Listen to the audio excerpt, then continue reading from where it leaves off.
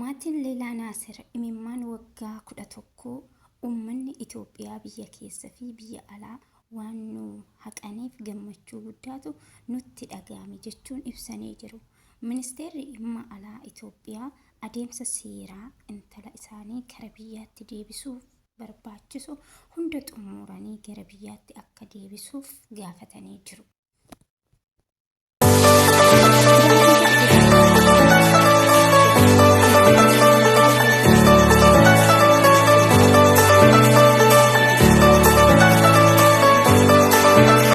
turtan jaalalaa fi kabajaa namni sin gaafadha. Akkasumas viidiyoo kana laayik osoo hin godhin biraan darbinaadha. Laayikii godhuu waan baay'ee ulfaataa miti. Harka keessanii fayyaa kennu laayikii godhaa inni isiniin jedha. Warroonni immoo laayikii koomentii akkasumas yaada qabdanii iddoo sirreessuu iddoo dogongorri jiru sirreessuu akkasumas iddoo hanqina kiyyaa natti himtanillee guddaa galata qabdan isin jechuun barbaada. Egaa viidiyoon ani har'a qabadhee isin dhiyaadhe akkuma ji'oota muraasan dura miidiyaa kanarratti haasamaa ture. Miidiyaa kanarratti namoonni baay'een akka dhimma ofiitti irratti xiyyeeffatee sagalee ta'aa turan.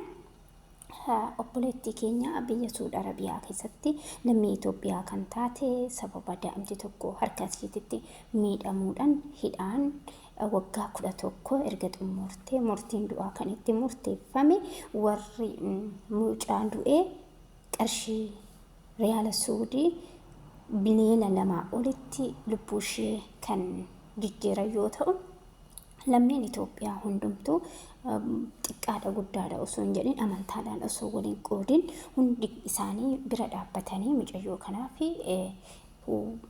gara miliyoona 36 walitti sassaabuudhaan mucayyoo kana lubbuu ishee baraaranii jiru. Baay'ee waan namatti tolu, baay'ee waan nama gammachiisu Itoophiyaa jechuun kan ittiin boonnu jechuudha. Asirratti dhimma ofii godhatee halkan osoo hin jedhin guyyaadha osoo hin jedhin maatii mucayyoo kanaa bira ta'uudhaan imimmaan ishee dhangalaastee kan wajjin baastee aarsaa guddaa itti kaffaltee lubbuu mucayyoo tanaa akka baraaramu kan goote gara YouTube chaanaanii isheetitti fiddee Faasigaa Tuub namni hin beekne hin jiru. Faasigaa Tuub dhugaa dubbachuudhaaf miidiyaa irratti warroota kana as baastee lubbuu mucayyoo kanaa kan baraare ishiidha. Akkasumallee namoonni baay'een ergaa Faasigaa maxxansitee sagalee ta'uudhaan achirraa fudhachuudhaan kan akka tambii namoonni hedduun jechuudha, yuutubaroonni gurguddoon jechuudha, sagalee ta'anii turanii Faasigaa dhugaa rabbii baay'ee waaqayyo bara jireenya ishee gammachuu ishee haa barbaadu. Baay'ee waan namatti toludha. Faasigaa Tuub hundi keessanuu dhugaa bara jireenya kee waaqayyo gammachuu haa godhu osoo hin jedhin biraan darbina. Warroonni viidiyoo kana dhaggeeffattanii namoota baay'eedha kanaan hin beekne namoota baay'eedha gama tiktoktiin guruppii walitti qabanii halkan hirriba ofii dhabanii kan waa'ee dhimma kana irratti sagalee ta'aa turan Itoophiyaa guutuudha jechuun hin danda'ama. Garuu guyyaa har'aa jechuudha ministeerri dhimma alaa Itoophiyaa adeemsa seera intala kanaa gara biyyaatitti deebisuudhaaf barbaachisu hunda xumuree gara biyyaatitti akka deebisuuf gaafatee jira jechuudha.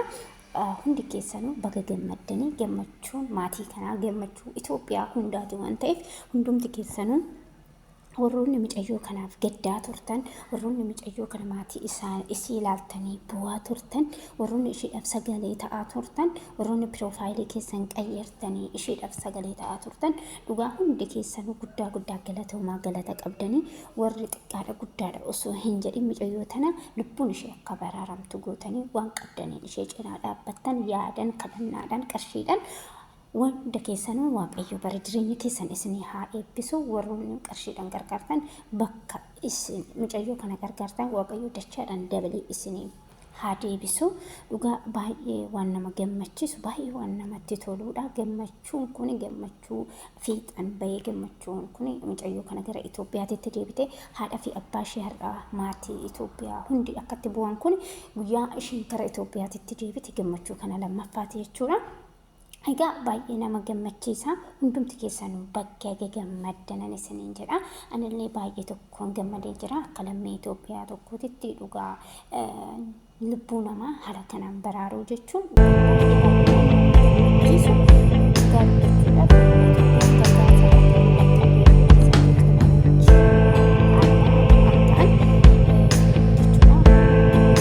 biyyoota Arabaa keessa jiran akkasumas dhiironni illee jechuudha gargaarsaan warroota duubatti hin deebine lubbuu namaatillee warra baraaruu danda'anidha.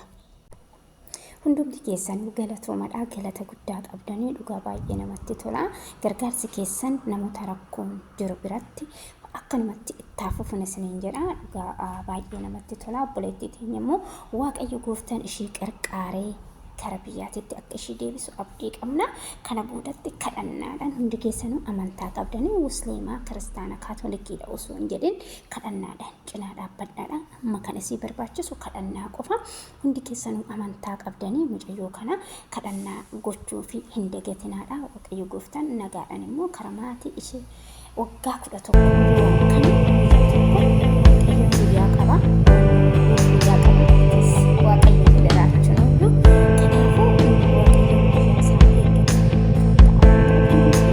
kadhannaadhaan hin dagatina.